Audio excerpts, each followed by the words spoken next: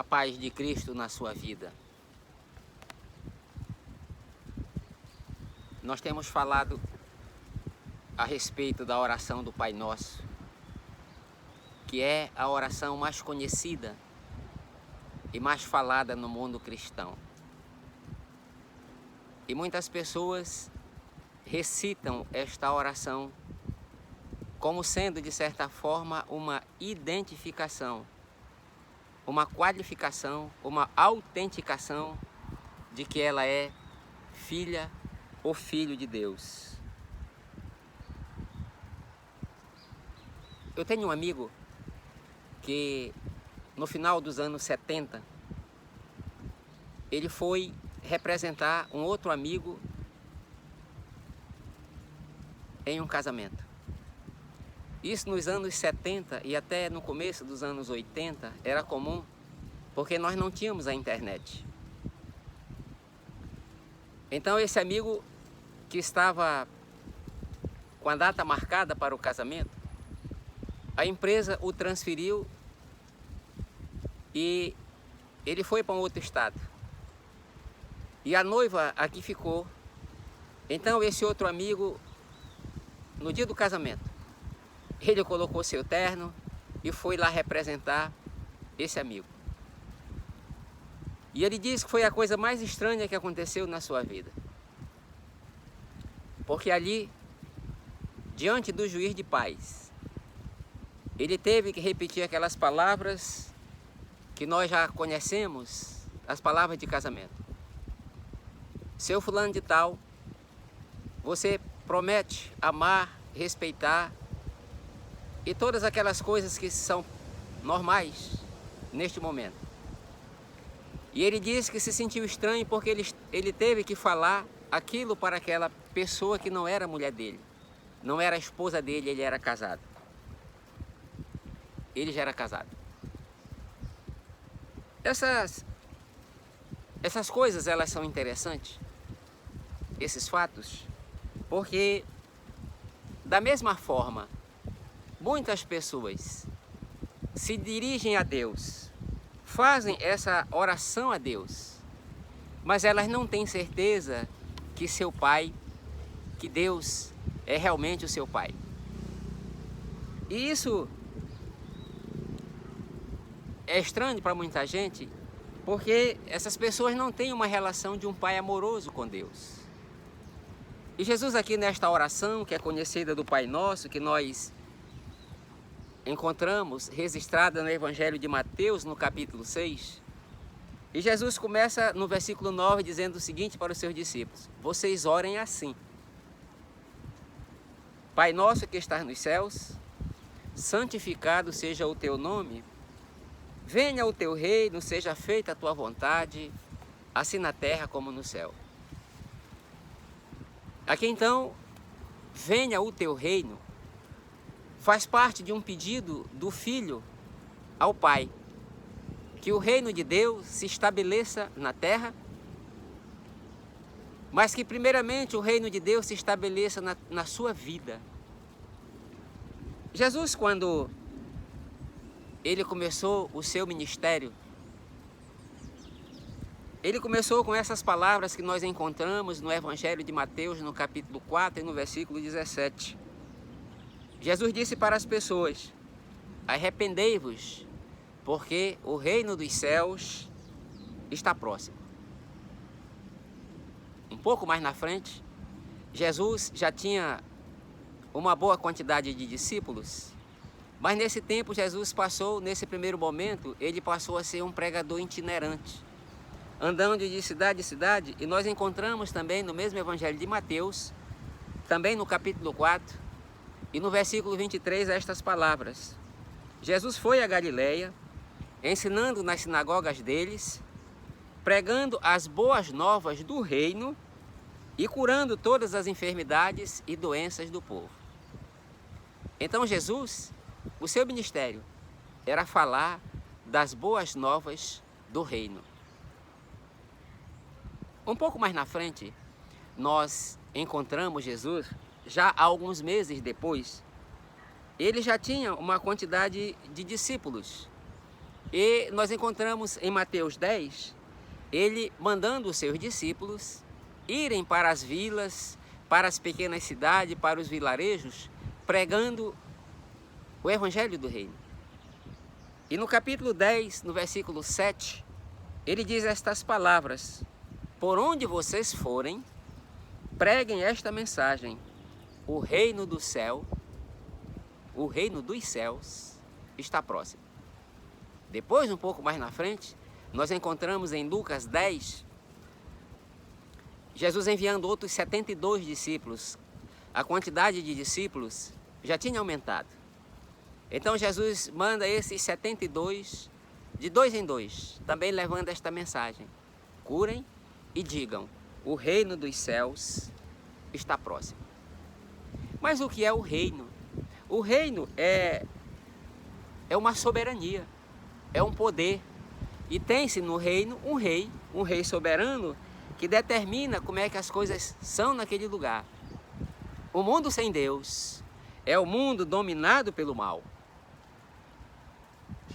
Quando Jesus estava próximo de ser preso e crucificado, ele está dando as orientações finais aos seus discípulos na semana em que ele foi preso, uma semana como esta, que nós comemoramos a semana da Páscoa.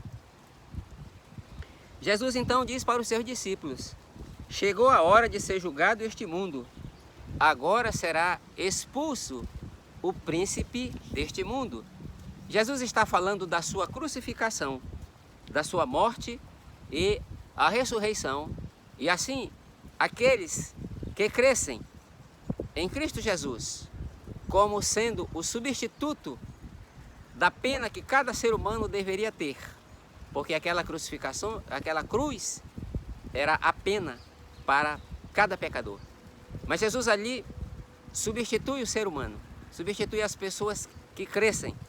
Evidente que seu poder é para todos os seres humanos, mas entretanto ele só salva aqueles que aceitam. Um pouco mais na frente, um pouco mais adiante, Jesus diz assim, na noite que ele foi preso: o príncipe deste mundo está vindo. Ele já falando que a sua prisão iria logo acontecer, que Judas estava se aproximando para o beijar e que Judas estava completamente sob o poder de Satanás. Mas Jesus diz assim: ele não tem nenhum direito sobre mim. Quando Jesus foi tentado, nós encontramos isso também no Evangelho de Mateus. Mateus descreve isso. E uma das tentações que Satanás fez foi dizer para ele: olha, se você se prostrar, se você se ajoelhar para mim, eu te dou todos os reinos da terra. Então Jesus diz para ele: vai-te, Satanás, porque está escrito, Jesus citando a palavra do Senhor em Deuteronômio, está escrito: ao Senhor teu Deus adorarás, e só a Ele prestarás culto. Então Satanás, ele não tinha poder nenhum sobre Jesus. O apóstolo João, quando ele escreve a sua primeira carta, João escreveu o Evangelho e depois ele escreve a primeira carta à igreja, e ele faz uma referência bem interessante no capítulo 5 e versículo 19, que ele diz assim: sabemos que somos filhos de Deus e que o mundo inteiro jaz do maligno. Ou seja, o mundo todo, o poder do mundo é dominado, é influenciado sobre o poder de Satanás. Mas, entretanto, os filhos de Deus, eles não são dominados por esse poder, porque o reino de Deus está no coração destas pessoas. João também nos fala na sua primeira carta, no capítulo 3 e no versículo 8, estas palavras: aquele que pratica o pecado é do diabo, porque o diabo vem pecando desde o princípio. Por isso, o Filho de Deus se manifestou para destruir as obras do diabo. João aqui está dizendo: aquele que pratica o pecado, aquele que gosta de pecar, aquele que tem prazer no pecado, este está sendo influenciado, este está sendo dominado, esse faz parte do reino de Satanás. Palavras duras essas. mas não são minhas palavras. São palavras do Senhor, palavras da Bíblia. E João aqui diz a finalidade que Jesus veio. Por isto o Filho do Homem se manifestou. Ou seja, o Filho do Homem veio para destruir as obras do diabo. Um dia os fariseus, os religiosos, a elite religiosa da época, chegou para Jesus e perguntou dele: quando virá o reino de Deus? Como será esse reino? Nós encontramos isso em Lucas 17, 20. E Jesus assim responde: o reino de Deus não vem de modo visível, nem se dirá, está ali, ou está aqui, ou está acolá. Porque o reino de Deus estará dentro de vocês. O reino de Deus, então, quando Jesus faz a oração, venha o teu reino e seja feita a tua vontade, assim na terra como no céu, a oração do Pai Nosso conhecida, aqui Jesus está dizendo que o reino de Deus se estabeleça em nós, que o reino de Deus se estabeleça no coração do ser humano. Porque o ser humano, se ele não permitir que Deus seja o seu soberano, se ele não permitir que Deus domine as suas ações, domine aquilo que ele faz, ele não pode ser considerado um filho de Deus, porque ele não obedece. No Evangelho de João, no capítulo 17, belas palavras que Jesus fala, versículo 3, 2, 3, Jesus ali está orando e dizendo para o Pai, né? Olhando para o céu, diz assim: eu estou voltando para casa. E eu cumpri a missão que o Senhor me mandou fazer. Te apresentar, te conhecer, que as pessoas conheçam a Ti como Deus único e verdadeiro, e a Jesus Cristo a quem enviasse. Jesus ali está dizendo a missão dele: olha, eu vim trazer o reino. Eu vim mostrar o reino do Senhor. Que o Senhor é um Pai amoroso. Que o Senhor é um Deus todo-poderoso. E que essas pessoas o reconheçam como soberano nos céus e na terra. É por isso que a oração continua dizendo: seja feita a tua vontade, assim na terra como é no céu. Os anjos do Senhor, os anjos de Deus, obedecem àquilo que Deus determina. Entretanto, o homem pecador, o homem rebelde, ele tem grande dificuldade de obedecer. Porque o nosso coração rebelde, nós podemos até fazer essa oração, mas é difícil nós orarmos com sinceridade. Porque o nosso coração não quer se submeter a ninguém. O nosso coração não quer receber orientações de ninguém. Nós queremos ter poder nas nossas ações, ou, como mais comumente se fala, nós somos donos do nosso destino. Então é nós que determinamos as nossas ações, nós que determinamos o nosso destino.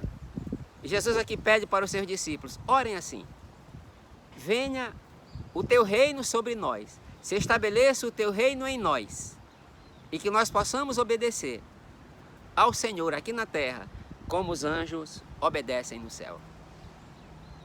O reino de Deus é, sobretudo, um reino de paz, um reino de segurança e um reino de amor. O apóstolo João também diz na sua primeira carta que o amor não traz medo. Então quem ama a Deus não pode ter medo de nenhuma circunstância, porque confia num Pai amoroso, num Pai que protege. Por isso, o ser humano, ele só encontra paz, ele só encontra sentido na sua vida quando ele se encontra com seu Criador. E ele permite que o seu Criador, ele domine todas as suas ações, ele domine o seu coração, domine aquilo que ele faz. E o resultado disso é que traz no coração do Filho de Deus uma paz que, como diz o apóstolo Paulo, uma paz que não é conhecida pelo mundo. Uma paz que excede o entendimento humano, vai muito além do entendimento humano. Uma paz que nós só encontramos no Senhor.